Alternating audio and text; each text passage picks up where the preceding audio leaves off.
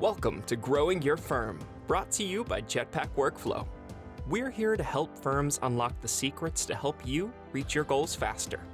And now, here's your host, founder and CEO of Jetpack Workflow, David Cristello. Hey everybody, David Cristello here, founder and CEO of Jetpack Workflow and host of Growing Your Firm podcast. Today, we have a really exciting guest. We've been getting all kinds of questions and comments around this wonderful world of client advisory services. What does it look like? How do you scale it? The tech stack? I think we finally figured out what it stands for. It's been a couple of years, is it CAS? Is it CAS? I think we're consolidating around a general consensus of what it might look like, but then how do you really execute in a high performance manner? And to that end, really excited for today's guest, which is Kane Polakoff. He's a principal client advisory services practice leader at CohnReznick, and he has been prolific, whether working with CPA.com, Intuit, Bill.com, an advisory capacity, Information Technology Alliance.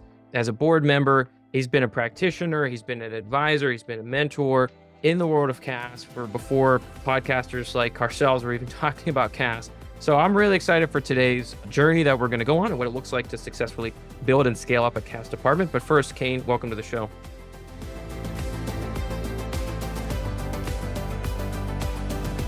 Yeah, Happy New Year, David. Let's make it a great year for all of us. It should be a good one, I hope. The weather's nice here in Michigan, and we've had a warm winter, and looking forward to having a wonderful year and taking things forward. So happy to be. Sounds good. Yeah, I'm in Pennsylvania, and it's definitely not sunny today. But you know what? That's to be expected. So if we had sun today, then we would really be batting 1,000, here in January. But maybe we'll get it sometime next month. We'll see. We'll see if it comes out. But so, Kane, to kind of set the foundation, tell us a little bit about the current team you're managing, what services you provide, how big is the team, what types of clients do you typically service? Yeah, so from our standpoint, let me just take a step back. I've been in this space for about 28 years now, focusing on consulting, business process outsourcing, and now CAS. And as you rightly said, David, CAS could be spelled many different ways, CAS, CAS, and vice versa. But really what it comes down to is providing really solutions for our clients by leveraging accounting platforms, wonderful people, and really establishing great processes for our clients. We focus mainly on the mid-market is where our focus is. And however, we do focus based on verticals. We attack verticals because we have the expertise within the team, either on real estate, hospitality, not-for-profit, trust. We have also a government contracting and renewable energy. And the market's exploding. It's been a great time to be part of this, and there's a huge demand for what we're doing today. Great. And how would you break down the list of deliverables you're providing to these clients? And is it good, better, best? I'd be curious of how your packaging looks today. Yeah, I mean, the good news, it's all about really providing a solution to our clients. So it's not one solution fits all. And we like to look at it as kind of, meeting with our clients and understanding kind of what their needs are. Some of their needs could be deploying new technology where they're struggling, where they haven't made the investment in automation or moving to the cloud, or finding ways to deploy an AP workflow as an example. We have other clients that are looking for support on the people side, where they've had a hard time to keep their employees or even to find the right employees to do that work. And then, we have others that really just need support on training and oversight. So we have some clients where we do the full taking over their back office accounting and do everything from the transactional level up to the CFO level. And so it's all a mix, a mesh, and that's the fun part. So when you look at it by vertical, it's, we'll talk a little bit more about tech stack later. It's trying to find the right technology based on industry specifics and then being able to provide that solution to our clients. But the financial statement is only the first step of the process, giving that to the clients. They're looking for a lot more, looking at the data, understanding what it means, and helping to drive the business going forward. So this is interesting. We've had some interviews where people position CAS as, you do get options. There's 3 or 5, and it's very much, how does a client fit into one of these 3 buckets? Good, better, best. We'll do some of it, most of it, or all of it. And it's typically around maybe back office financial work. So I'm curious how you approach the needs assessment conversation. What is the general kind of outline, or how do you navigate that And then we'll dig into like the next steps of then how do you Sure. actually build a proposal from it. So we have a questionnaire that we follow based on industry specifics. And it does cover everything from people, how many people, who they have in their back office, what do they do, and then when you get into the services that are provided by their teams, understand that accounts payable, accounts receivable, reconciliation, sales and use tax, financial statement reporting requirements, and even their technology infrastructure that they have in place. So we try to glean kind of all that information to try to understand kind of where they're at from an as is process. And then and really try to understand then what their pain points are. So, there's a reason why they're reaching out to us. Is it because of this or because of that? And, as we understand that, then we're able to kind of collaborate with them and provide opportunities for them. Hey, we can do this or we can do that. And so that's kind of the step of the process. They do, send us the financial statements that they have and all that information. But by having that information and getting on typically a half-hour call with them and that questionnaire, it helps kind of give us a good foundation then to move into the next step, which is the proposal phase. Okay. And then one tactical question: are you typically getting clients to come to you and it's a referral from another kind of department, or are they like, whoa, are they totally net new, or is it kind of a 50-50 split? So it's all so there's of course we get being part of a very large public accounting firm, CohnReznick, there's a lot of our tax partners or other groups that are finding that clients have that need, and then they would come over to us as a referral. There are also third parties outside of our organization that we have relationships with, and our legal could be lawyers or others that have clients that have the needs, or bankers, or vice versa, or payroll providers. And then there's also those ones that either come through relationships or they see our website and they just reach out to us blindly. We see all three. Have you found anything in building out these relationships? Like we've come across friction. Nobody's talked about it on the podcast though. Friction between departments. I'm sure it never happens, but where sometimes it's hard to communicate between departments. So have you found anything useful for, keeping open lines of communication around a client file, or staying on the same page across departments in the firm? Well, I think the rules of engagement of a firm are you kind of hit a great topic, because if a client's we're doing assurance or audit for a client, then there's independence rules that apply, which you can't audit and you can't also do CAS at the same time. So there's an established process for that. Even if there's investors, there's a deep process that goes through, or vice versa. So from an assurance side, there could be, it's really understanding kind of what the needs are and what you can or can't do. But most of the opportunities do come from our tax group or M&A group or others that have needs. But yeah, I mean, I think from sharing a client, I think it's all about setting the expectations up front and keeping the partner involved with the process, and keep them updated of where we're going, and making sure that communication stays open. That's a critical piece in helping to mitigate any issues, or helping to keep the partner aware of what's going on, what's going well and what's not going well, so that it's all being managed properly. So that is definitely a key thing and a challenge that can happen. But that's something that is very critical for success in order to take care of the client properly. And have you found a preferred cadence for updating the partner on the client file, or is it kind of ad hoc as a milestone is met? So, I mean, if you think of it from a tax side, there's a lot of coordination, especially for year end, on getting the financials into a place to help get into the tax return and tax planning. With regards to the ongoing work, if it's an M&A client or vice versa, we definitely try to stay in touch at least monthly to keep them aware of what's happening, and to share that. But the more you can do that, the better.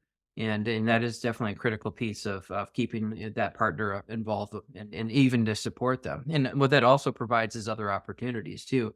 As we get in, we're meeting with clients on a daily, weekly, or monthly basis. And in those cases, there may be things that we find or understand there's needs, which then we can leverage the partner that brought us in to potentially sell additional services as well. Okay, got it. I love that. Now, we talked a little bit about setting the right foundation for execution, and I know we've jumped around a little bit, and I do want to get into that and the tech stack. But I have one more question. So you have the needs assessment. So it's an industry specific questionnaire, gets sent to the client, they fill it out. You have a 30-minute call, and then Mhm. from there, it's a proposal, or kind of set of options. Is that just to complete the Yeah. pipeline? Looks like. Yeah. So it depends on the need. So let's just say a client wants a new general ledger system through that process. And there's interaction that happens, during that time too. Sometimes we get on the phone and fill it out together. Depending on what the needs are, they have questions. So it's very important. But if a client comes to us and just say they're from an outdated system that, it's not conducive, then we would even do demos. So we would identify a couple of general ledger systems. We can look at AP automation tools. We can look at FP&A tools or other things that, we can provide, and we show it to them. So it's more of making them open their eyes and ears to what's potentially out there. And we have kind of a working session. I'll say that. So that working session is critical because things come up. And of course, you want to make sure they have the right people on their side too. And we've had cases where an individual starts the process, but he wasn't talking or she wasn't talking to the other individuals. And so we want to make sure they have the right people, in the CFO or the controller, the CEO, and vice versa on those calls. But once that information is taken, we would go through, and we're agnostic from a technology perspective, but we want to give them options, what's best for them, and let them make the right decisions. We help to identify the pros and cons. And if they say, yeah, that makes sense, we'll put together a proposal, and that proposal will entail the services, the SLAs, what we would do for them, what their responsibilities would be. And we walk through that with them together. So we do typically send it to them ahead of time, give them some time to digest the proposal. And then we get on the phone or we do it in person and we walk through it with them, ask them any other questions or concerns. And if they say, yeah, this sounds great, then we move to an engagement letter or a contract. And in the contract, the nice thing about that, you have the MSA, but the statement of work is kind of very reflected already in the proposal. So there shouldn't be any surprises. So that would be the next step of the process. And are you pricing fixed fee, hourly, or how are you approaching different pricing and packaging? The pricing topic is always the fun topic in the industry. So everybody talks about value-based pricing and what's right. So the hard part of the industry is scoping out, right? Because clients always make things a lot simpler than they are, right? Is there a backlog? Are the books up to date? Is it really as simple as they say? In most cases, in my experience, they're a lot worse than what they tell you they are. So with that said, I typically would charge a time and materials with an estimated range and kind of assuming what that would entail. The first 2 to 3 months are so critical because, you're learning each other. You have to implement a technology solution. You have to kind of put processes in place and things like that. So that takes effort. So after the 3 months, typically things settle down. I'm open to go to a monthly fee if we have to, but again, a lot of these clients ebb and flow depending on their needs. So typically time and materials, then move to flat fee is what I've done in my past. But that's the approach that we've taken at this point in time. Yeah, it makes sense. And it sounds like it's working, right? Like, is there any desire to change it? No. What are some other foundational elements that as teams are growing and scaling up from a CAS perspective that they need to be aware of or keep in mind? So, I think the whole ingredients when you think of CAS is having the right people. So, I think that you hear the story, the chicken versus the egg, right? Or the egg versus the chicken is, do you hire to prepare? Do you bring in the work and then do you hire? How do you scale correctly? That's some of the biggest challenges that we all have in the industry. Some of us are growing 40, 50% or 100% year over year. And my approach has always been to build it and they will come. So is to make sure you hire the leaders that are, if you're going to run different verticals, you have the leaders that are in place they're kind of establishing the foundation, put the managers under them, and then add capacity, but always be ahead of the game is the goal. Sometimes you think you have enough capacity, but then you close a couple large opportunities and you have to continue to be ahead of that. And then you hear a lot about offshore and anything. So we have a captive in Chennai, India. So having a global capacity has helped me as you have a great, strong team here in the US that I continue to add. And then we continue to add staff in Chennai. We just opened up an office in the Philippines too. And that's allowing us to scale. So that's what it's you have to build that capacity up front because otherwise clients are very eager to move, but you got to position it too that you have the right enough people that just provide the work. Because the last thing you want to do is bring out a bunch of work and not be able to deliver it. And then your reputation gets impacted. So it's my focus is always philosophy is hire the team, get them in place, get them trained, and then start bringing in the work if you're looking to scale. How far in advance or how much additional capacity do you typically, part of it's based off your pipeline optimism, I suppose, but how do you think about it? Yeah, so for scheduling, we schedule out at least 12 to 14 weeks. So we have weekly calls that We look at our existing capacity. We look at the pipeline and the projection of what that capacity will be. And that's monitored very closely. I like to have 25-30% of additional capacity if I'm, as I'm growing fast, just to be able to take on that work. And keep in mind, you have to look at it from at the transactional level all the way up to the CFO or controller. So you want to make sure you have the right ratio of people that are able to run the jobs or able to do the jobs and provide the right oversight too. So it's why it's not a perfect science, but if the further we look out, the nice thing about CAS opportunities, most of them are ongoing annuities. So month over month, I'll be with you for hopefully if you deliver a year, 2 years, 3 years. So that capacity is already taken up. It's not project work that goes up and down.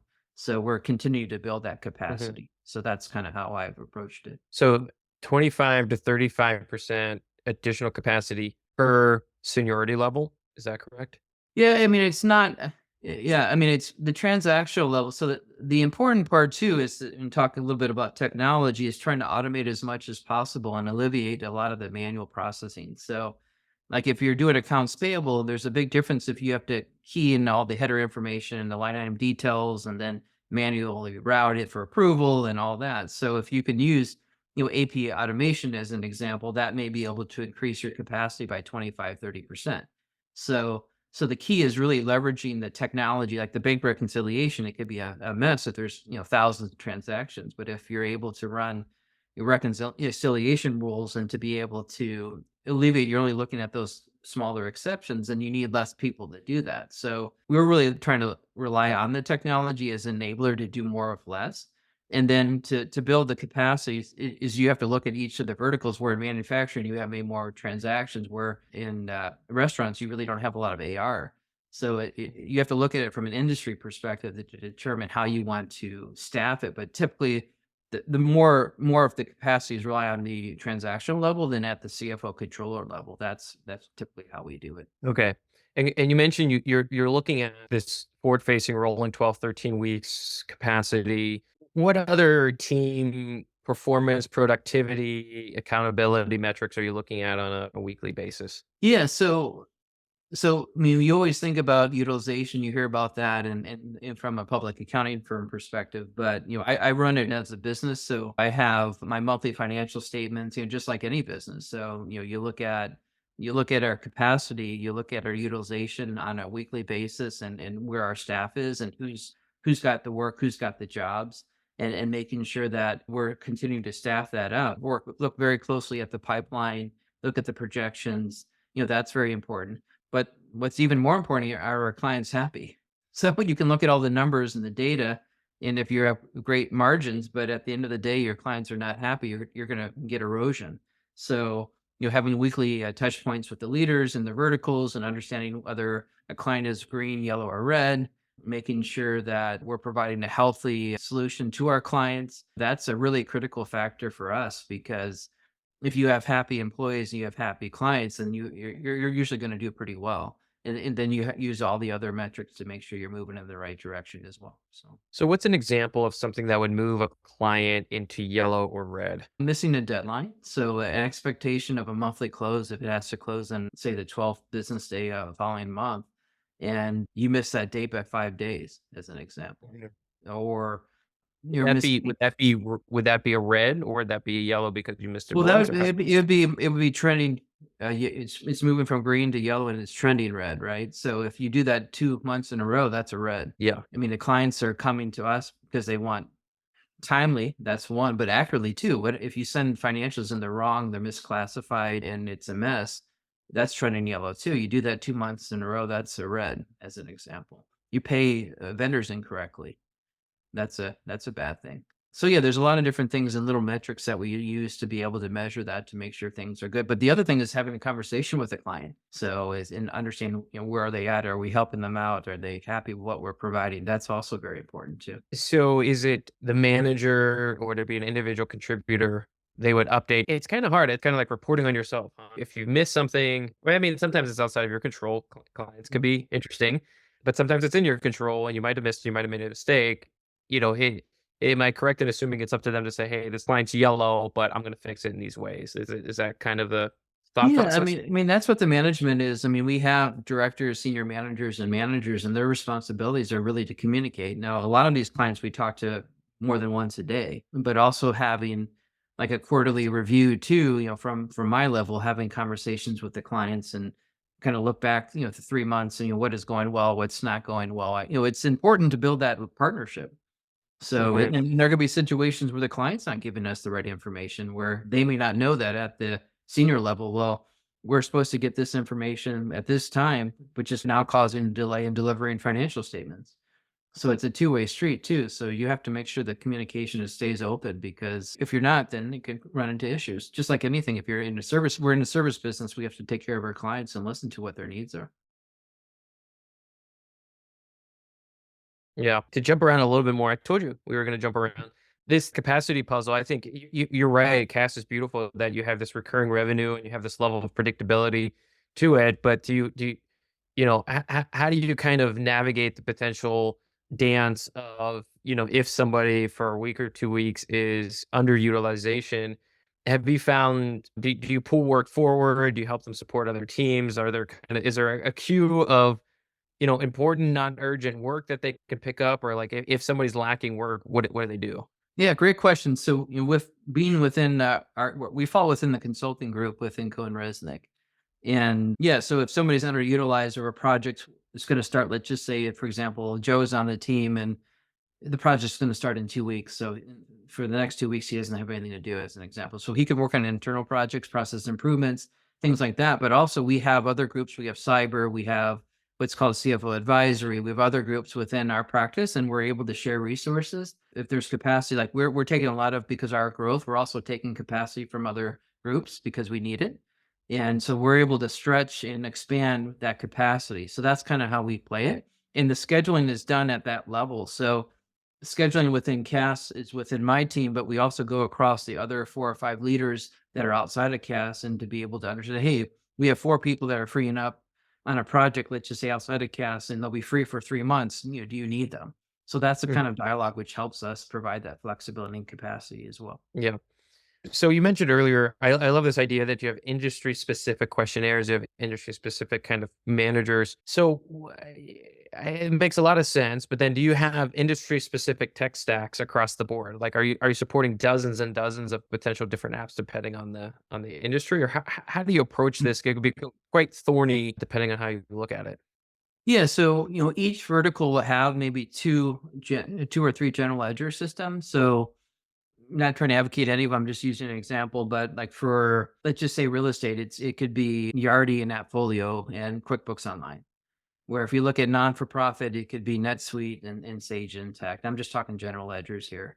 And then in manufacturing, there'd be a manufacturing GL. So when you look at it from a GL, we're not trying to have 30 different GLs for each of the verticals. We're trying to do 2 or 3 at the most. There are different levels of need, right? If it's a very large organization, get into SAP or Oracle as an example. And then you look at AP automation. There's some tools that are more specific in the restaurant space, which others are maybe better in manufacturing. They do line items. So we're kind of creating that stack that covers general ledger, AP automation, expense management, FP&A, and then even payroll and HR systems that integrate. So that's kind of what I mean by tech stack by vertical. And then we make sure that the individuals that work within those verticals, we call major and minors, that they're certified on those applications. They understand how to use those applications, but then they could also work across another vertical if required. So that's kind of how we do it. Okay. Is it kind of a minimum of one other vertical or a maximum of one other vertical? Well, we have like, for some, like I'll take renewable energy. It's a fast growing, so there's just so much work in that vertical that they're staying within that vertical. But let's just say another vertical is slow, then they have the option to move to another vertical. So that's kind of how we play it. Great. I know we're going to be wrapping up on time here soon. So I will ask you maybe the hardest question. It's been outside of AI, it's been the word, for the past 12 months, maybe 24 months, talent, pipeline, recruiting. I don't know, pick one. How have you navigated the talent crunch, the talent shortage? You talked about onshore, offshore. So that sounds like it's helped you build capacity in that way. Have you found anything useful in recruiting and or retaining the team that you have? Well, knock on wood, we've done very well on retaining talent last year now. So I think the market has softened. I think we see some of that within the news with some of the big four letting folks go. So I think right after COVID, that first year or so was much more difficult. But it seems to be with the continued demand of CAS. I'm seeing a lot of speak for myself for tax or people that are in audit that are actually looking to jump into CAS. I'm in the process of hiring another 10 people right now, and we're able to we're finding really good candidates right now, and it hasn't been as challenging as it was a couple of years ago. And maybe just because the market's softening a little bit for some of the other organizations, but we've been very fortunate. We have a dedicated recruiting team too, so that makes it a lot easier. That their job is to go out and find candidates for us, but we haven't had a challenge with regards to finding people at this point in time. Yeah. Well, if somebody's listening and they're thinking, oh, well, it'd be nice if I had a recruiting. Well, you can go hire somebody. You can do it's you don't have somebody in house, but you can find ways to replicate the mindset. Now, is the pitch in some regards, you don't have the insane work hours of tax, it's more stable, comp is comparable. Is that, kind of the draw out of tax into CAS? Well, I think that it's a little sexy. I use that word. People smile, but I Oh, think it's using yes. using new technology. You talk about business intelligence. You talk about AI. You talk about a lot of things that are happening in CAS that are pretty cool, and also to have that really deep relationship with clients on weekly, daily basis. I think is pretty cool to be really helping to drive and run part of a client's accounting operation is pretty neat, I think. And it's dynamic. It can be challenging. It's fun. I mean, for people that enjoy it, and I think it's becoming more enticing. So people talk about just bookkeeping. This is not bookkeeping. This is really providing solutions and helping to drive automation and helping to drive financial statements, even more than that, with our clients and make decisions. So I think that people are learning more about that. And where maybe 5, 10 years ago, people normally thought of this as just bookkeeping and they weren't finding the right talent. But I'm seeing some of the folks that are on my team and even other leaders across the country are finding leaders that were CFOs, have been doing this for 20, 25 years, and they're exceptional. And I really think this will continue to grow and be a great opportunity for those that don't like tax and audit, which I mean, both of those are great, but it's just another opportunity for folks to get involved with. I love it. Kane, if somebody wants to reach out, say thank you, learn more about you, ask questions, what's the best way for our community to connect with you? Yeah, you could just connect with me on LinkedIn. Just send me a message and I'm happy to respond and happy to have a chat. I love to listen and learn. I'm from an industry wide, as you shared. It's great to get to meet with a lot of the top leaders in CAS around the country. There's great things going on and folks that are struggling. It's not easy. Happy to give my guidance and support. It's it's a lot of work, but it's enjoyable. So I love it. Well, Kane, I really appreciate the time. And for folks listening, if you couldn't jot down all the ideas that we talked about today, we're going to link everything up at jetpackworkflow.com/blog. That's jetpackworkflow.com/blog. If you enjoyed today's interview, leave a review. Let us know what you thought of it. If you really enjoyed it, Kane said something that really ignited a new idea, a new thought. Share it with a fellow leader, practitioner, owner, partner, somebody that needed to hear this information. Kane, thanks again for coming on. yeah, my pleasure. Happy New Year again. Thank you for joining Growing Your Firm, the podcast series for global, small, and medium-sized businesses ready to scale and increase profits. You can check out more podcasts by following the links in the show notes. And don't forget to subscribe, rate, and review wherever you're listening. At Jetpack Workflow, we're all about maximizing returns for accounting firms and CPAs. Check out more podcasts on growing your firm and subscribe wherever you listen to podcasts.